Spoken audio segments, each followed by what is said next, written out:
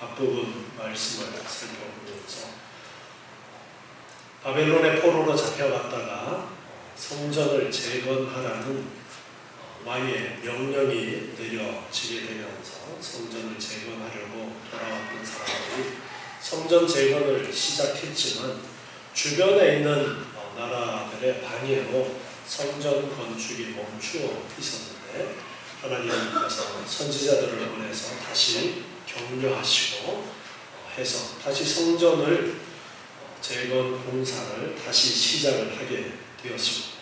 그런데 또 주변에서 방해를 하기를 시작했지만 그런 방해에도 불구하고 5장 5절 말씀에 보면 하나님이 유다 장로들을 돌아보셨으므로 저희가 능히 역사를 패하게 못하고 이 일을 다리오에게 고하고 그 답조가 오기를 기다렸더라. 이렇게 기록하고 있습니다. 방해하는 사람들의 방해가 있었지만 꾸준하게 계속해서 공사를 진행하게 되어졌고 그리고 왕에게 또한 조서를 보내서 그 상황이 어떻게 펼쳐질지 모르는 그런 상황이지만 계속해서 성전 재건 이 일을 했던 것입니다. 에스라 5장 6절 말씀부터 보시면 강 서편 총독이었던 닷든의 스달보순의 그리고 그 동료 강 서편 아바삭 사람이 다리오 왕에게 조서를 글을 올렸어요. 글을 올린 내용, 이 사람들이 바로 성전 재건을 방해했던 사람들인데 왕에게 이제 일러 바치는 그런 내용이에요. 7절부터 보니까 이 글에 일렀으되 다리오 왕은 만하나옵소서. 먼저 왕에게 인사를 하면서 왕께 아시게 하나이다. 우리가 유다도에 가서 지극히 크신 하나님의 전에 나아가 본즉 전을 큰 돌로 세우며 벽에 나무를 얹고 부지런히 함으로 역사가 그 손에서 형통하옵기로 성전 재건하는 자리에 가보니까 형통하게 지금 재건이 되어지고 있다라는 거예요. 우리가 그 장로들에게 물어보기를 누가 너희를 명해서 이 전을 건축하고 이 성곽을 마치게 하였느냐 하고 우리가 또 그 두목의 이름을 적어 왕에게 고하고자 해서 그 이름을 물어보니까 저희가 대답하기를 우리는 천지의 하나님의 종이라 오랜 옛적에 건축되었던 전을 우리가 다시 건축하노라. 이는 본래 이스라엘의 큰 왕이 완전히 건축한 것이더니 이제 성전을 재건하는 사람들의 대답을 왕에게 보내는 그 편지에 일러 바치면서 지금 그 내용을 적고 있는 거예요. 이스라엘 백성들의 대답을 계속해서 적은 내용을 보면은 우리 열조가 하늘에 계신 하나님을 경록케 하였으므로 하나님이 저희를 갈대아 사람 바벨론 왕 느부갓네살의 손에 붙이시니 저가 이 전을 헐며 이 백성을 사로잡아 바벨론으로 옮겼더니 솔로몬 때에 지었던 그 성전이 파괴되어지고 포로로 잡혀가게 되어진 그 정황을 이제 이야기를 하는 거예요. 그래서 바벨론 왕 느부갓네살 때에 성전이 파괴되어지고 포로로 잡혀가게 되었는데 그것은 하나님을 경록케 한 결과로 그렇게 되어졌다라는 이야기를 들은 대로 지금 왕에게 보고합니다. 13절에 바벨론 왕 고레스 원년에 원래 고레스 왕은 바사 왕인데 바벨론 왕이라고 그렇게 이야기하고 있습니다. 이것은 바사가 바벨론을 이은 왕조라고 하기 때문에 그래서 바벨론으로도 통용이 되어졌어요. 그래서 고레스 왕은 바사 왕으로 앞에는 되어 있었는데 여기서는 그냥 바벨론 왕으로 그렇게 되어져 있습니다. 바벨론 왕 고레스 원년에 고레스 왕이 조서를 내려 하나님의 이 전을 건축하게 했고 또 느부갓네살의 예루살렘 하나님의 전 속에서 금, 은, 기명을 옮겨다가 바벨론 신당에 두었던 것을 고레스 왕이 그 신당에서 취해서 그 세운 총독 세스바살이라 이름한 자에게 내어주고 성전 재건을 위해서 바벨론의 포로로 잡혀 있다가 바사왕 고레스 왕 때에 성전 재건을 하기 위해서 돌아오게 되었던 그 정황을 이제 이야기를 하는 거예요. 바로 고레스 왕 때에 모든 바벨론 때에 성전에 거 가지고 갔던 것을 다 돌려주면서 그것을 가지고 가서 성전을 재건하라고 고레스 왕 때에 명이 내려져서 우리가 그래서 지금 성전을 재건하고 있다라는 그 대답을 들은 대로 지금 보고를 올리는 거예요. 15절에 일러 가로되 너는 이 기명들을 가지고 가서 예루살렘 전에 두고 하나님의 전을 그 본처에 건축하라. 그렇게 말하며 이에 이 세스바살이 이르러 예루살렘 하나님의 전에 지대를 놓았고 기초공사를 했고 그때로부터 지금까지 건축하였구나 오히려 피력하지 못하였다 하였사오니 그때부터 이제 공사를 했지만 아직까지는 공사가 완성되지 못한 가운데 있는데 17절에 이제 왕이 선히 여기시거든 바벨론에서 왕의 국고에 조사하사 과연 고레스 왕이 조서를 내려 하나님의 이 전을 예루살렘에 건축하라 하셨는지 보시고 왕은 이 일에 대하여 왕의 기쁘신 뜻을 우리에게 보이소서 하였더라. 자, 그러니까 이 성전 건축을 방해하는 사람들이 지금 상황을 그대로 보고를 하면서 결국에는 끝에 무슨 이야기를 하느냐 하면은 고레스 왕 때에 정말로 그런 일이 있었는지 한번 조사해서 우리에게 알려주셨으면 좋겠습니다. 왕의 기쁘신 뜻을 보여주십시오. 그렇게 이야기합니다. 기대했던 대답은 어떤 것일까요? 이 사람들이 앞에 자료를 찾아보지도 않고 뭐야 그들이 성전을 재건하고 뭐 성벽을 쌓고 그렇게 하고 있다고? 그래 그거 못하게 해!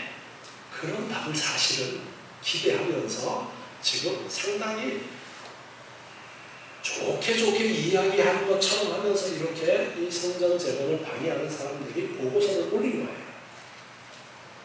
그랬더니 6장 1절에 다리오 왕이 조서를 내려서 서적 곡간 곧 바벨론에서 보물을 쌓아둔 곳에서 조사하게 하였더니 이것은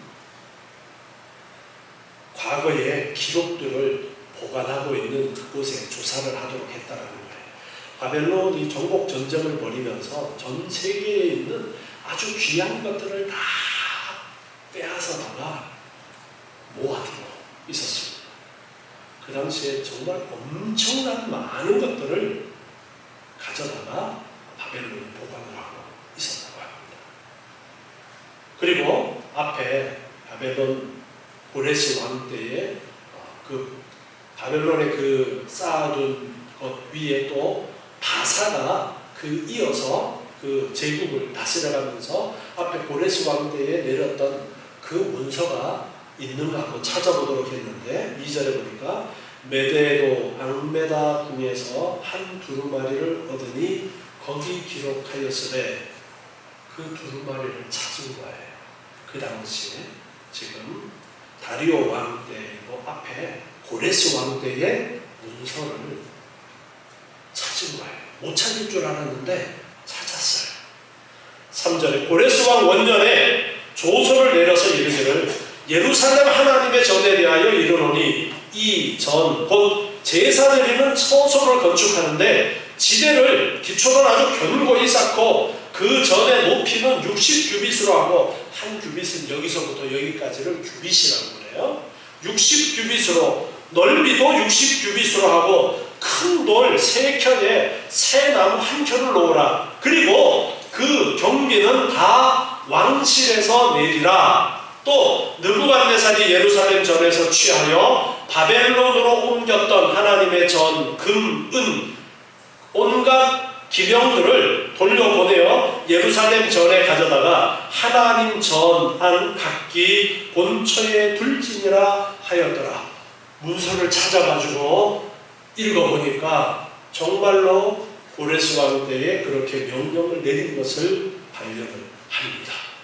그래서 6절에 이제 강 서편 총독 다뜨네와 스달보스네와 너희 동료 강 서편 아바삭 사람들은 그곳을 멀리하여 하나님의 전 역사를 막지 말고, 자, 이 부분을 보면은 이 조서를 올렸던 사람들이 성전 건축을 방해하려고 했다라는 것이 드러나죠.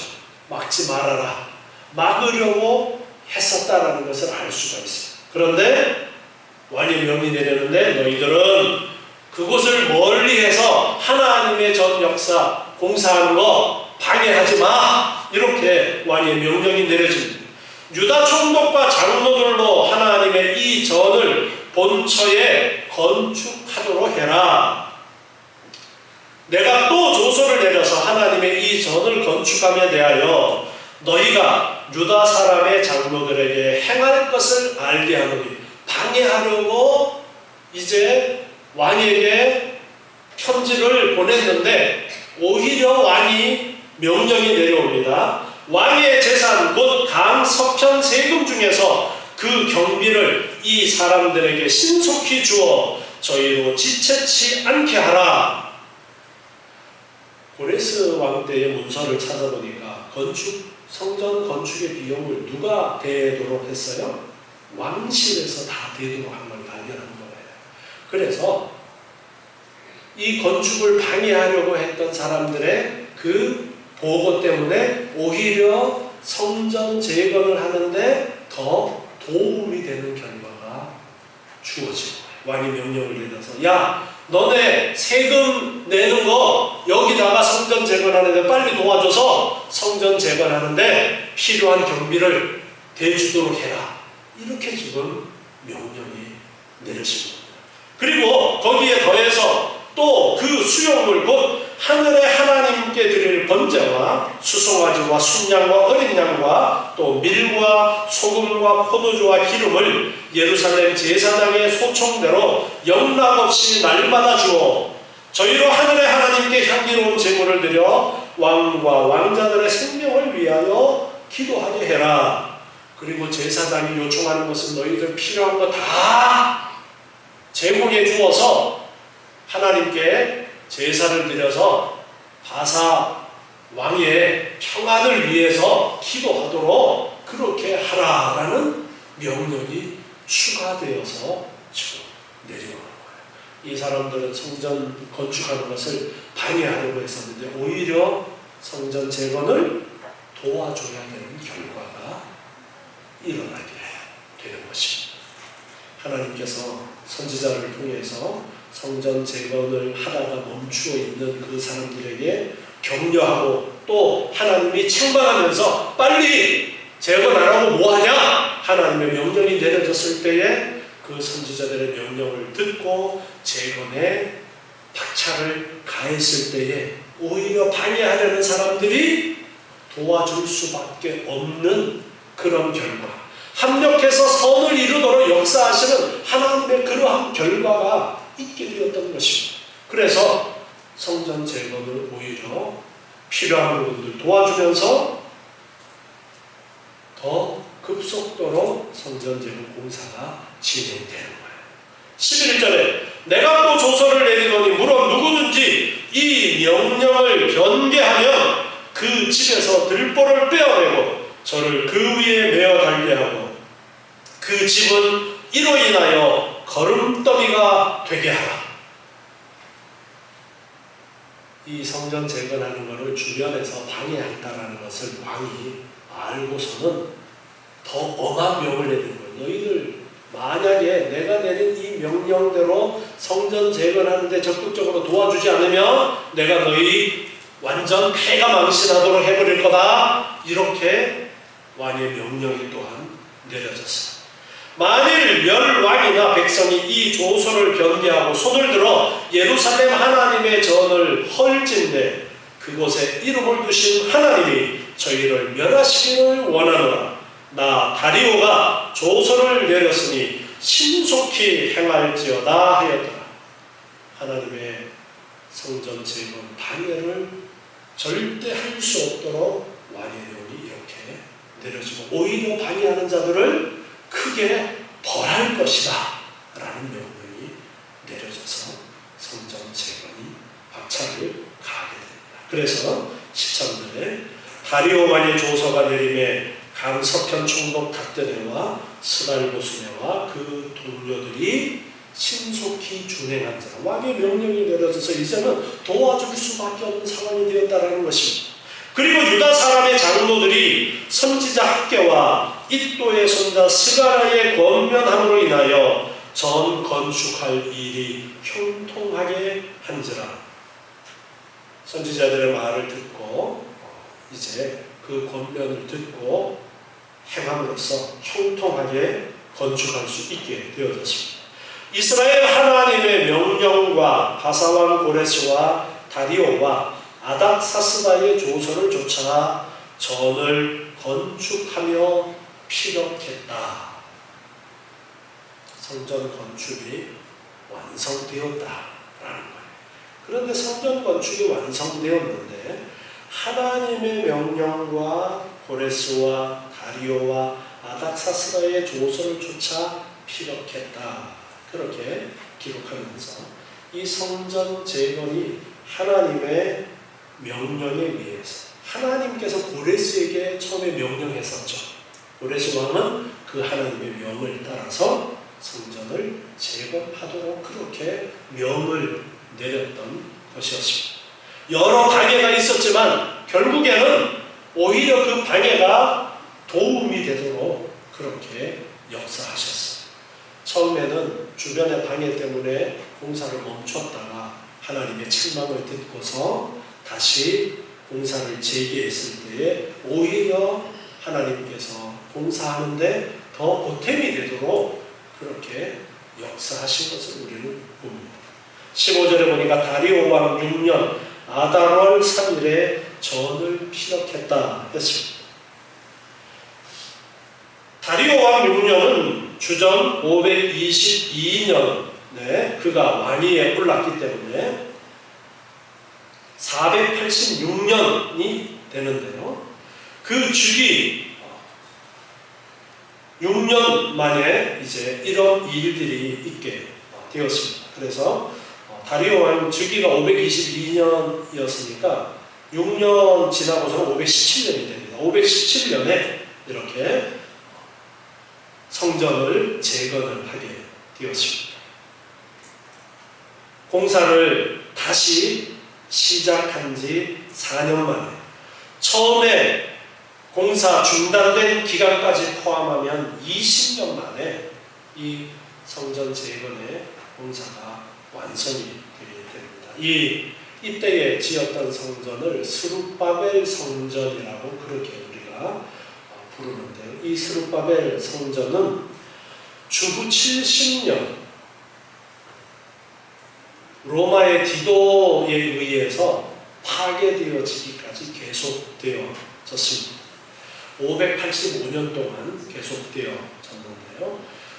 헤롯 성전이라고 우리가 복음서에서 볼 수가 있는데 그 헤롯 성전이라고 하는 것은 이 성전을 증축한 거예요. 새로 지은 것이 아니라 이때 지었던 스룹바벨 성전을 증축한 것이 헤롯 성전이었습니다.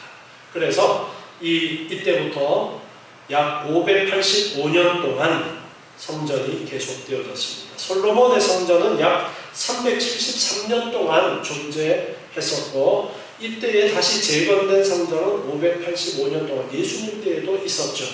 그리고 나서 예수님께서 십자가 지시고 부활 승천하신 이후에 주후 70년경에 로마가 디도 장군에 의해서 성전을 완전히 파괴할 때까지 존재하게 되어졌습니다. 성전이 무너질 것에 대해서 예수님께서 예언하셨던 대로 결국 성전이 무너지게 되는데 그때까지 이 스룹바벨 성전이 계속 되어집니다.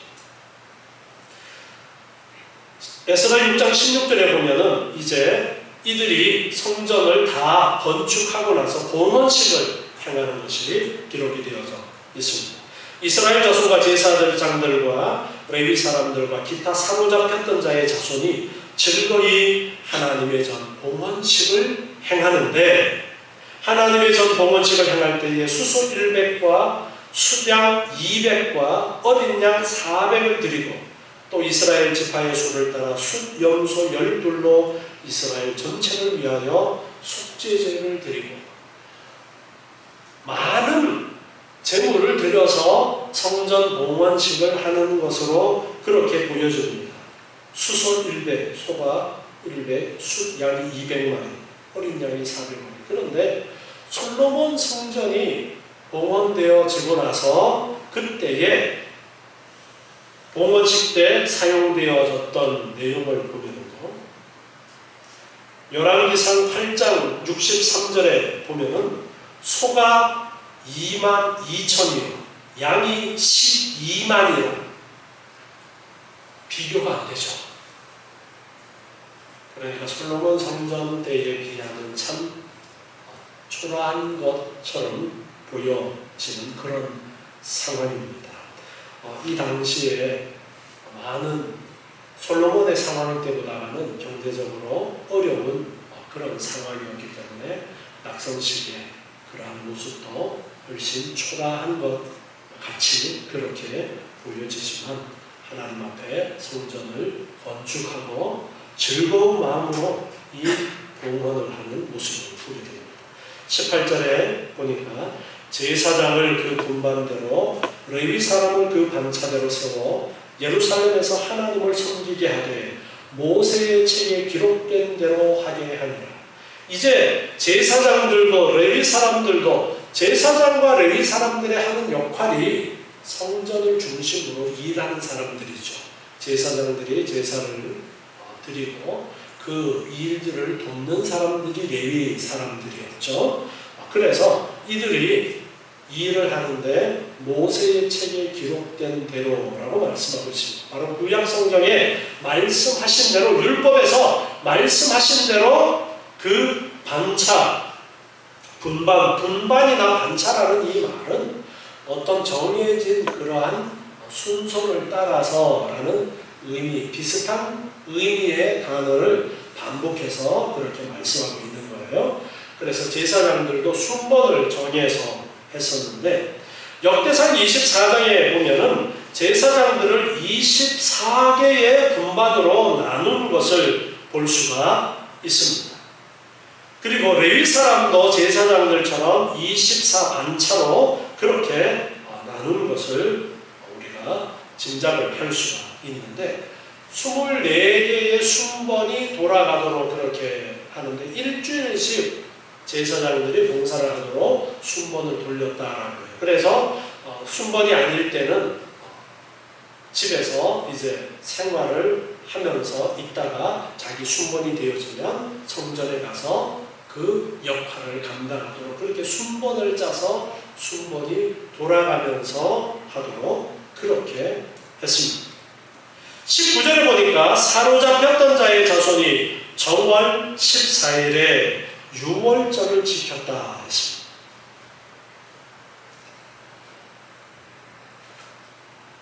정월 14일이 유월절을 지키는 절기의 날이에요. 이 날에 이제 유월절을 지켰다라는 것입니다.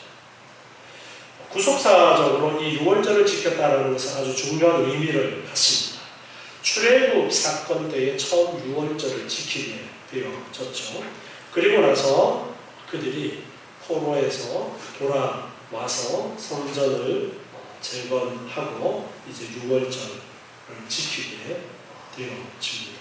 이 유월절이라는 이 절기가 하나님의 구원의 역사에 있어서 아주 중요한 것을 가르쳐 주시는 그러한 절기예요.